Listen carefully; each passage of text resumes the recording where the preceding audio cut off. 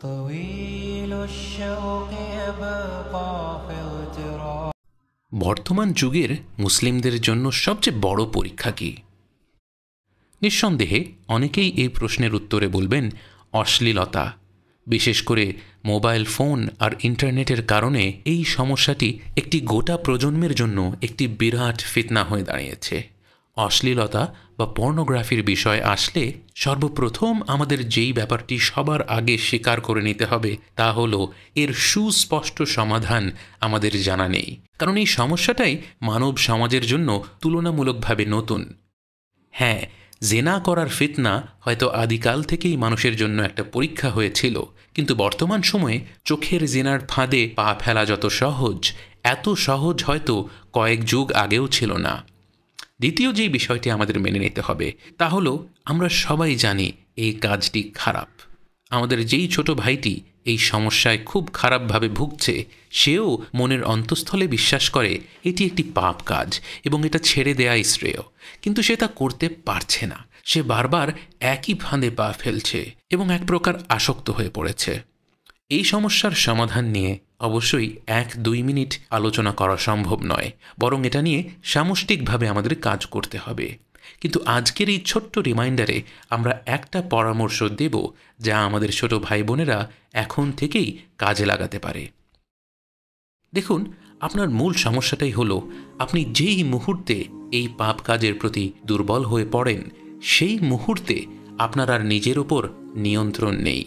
আপনি জানেন কাজটি খারাপ, কিন্তু সেই মুহূর্তে কোনো কারণে আপনি নিজেকে আর নিয়ন্ত্রণ করতে পারছেন না। কিন্তু সেই পাপ কাজে লিপ্ত হওয়ার পর আবার আপনার নিজের ওপর নিয়ন্ত্রণ আসে, আপনার মনে অপরাধবোধ জেগে ওঠে, আপনি উপলব্ধি করেন আপনি আল্লাহকে অসন্তুষ্ট করেছেন। এই মুহূর্তে আপনাকে শয়তান আর আপনার নফস মিলে আপনাকে আবারও ধোঁকা দেবে, আপনাকে আপনার এই অপরাধ বোধ থেকে অন্য কোনো দিকে নিয়ে যাওয়ার চেষ্টা করবে। কিন্তু এখন পরিস্থিতি আপনার নিয়ন্ত্রণে। আপনি বুঝতে পারছেন আপনি ভুল করে ফেলেছেন, এবং আদম সন্তান যখন ভুল করে তখন সে তার বাবা আদম আলাইহিস সালামের কাছ থেকেই শিক্ষা নেয়।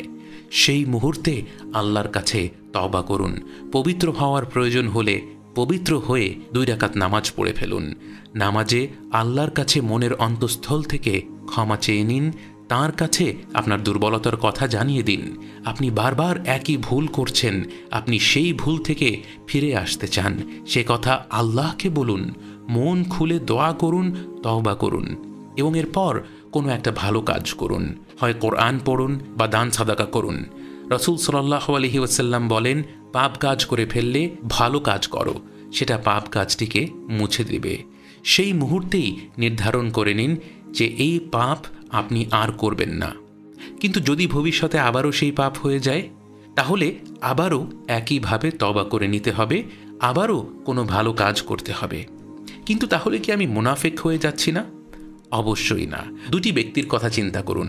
একজন ব্যক্তি পাপ কাজ করলো, এরপর তওবা করলো, এবং তওবা করার সময়ই তার মনের মধ্যে সে জানে যে পরের দিন সে সেই পাপ কাজটি আবার করবে।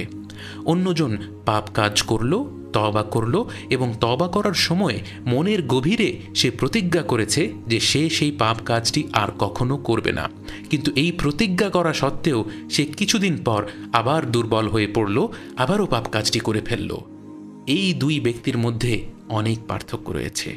আপনার তওবা কি কবুল হচ্ছে কিনা তা নির্ভর করবে আপনার মনের ভেতরে সেই পাপ কাজে ফিরে না যাওয়ার প্রতিজ্ঞাটা কতটুকু মজবুত, কতটা আন্তরিকতাপূর্ণ। অশ্লীলতার সমস্যা এই প্রজন্মের সবচেয়ে বড় সমস্যা। যারা এই ভিডিওটি শুনছেন, ভেবে দেখুন আপনি শেষ কবে বা কখন এই পাপ কাজ করে ফেলেছিলেন, এবং সেই পাপ কাজ করার পর আপনার কি মনে হয়েছে আল্লাহ আপনাকে পরিত্যাগ করেছেন, যে তিনি আপনাকে ফিরে আসার আহ্বান জানাচ্ছেন না, যে তিনি চান না আপনি জান্নাতে প্রবেশ করুন? যদি তাই সত্য হতো, তাহলে আমার প্রিয় ভাই, এই ভিডিওটি আপনার কাছে কার হুকুমে পৌঁছালো, আর আপনি বা কাকে পাবার আশায় মন দিয়ে এসব কথা শুনলেন?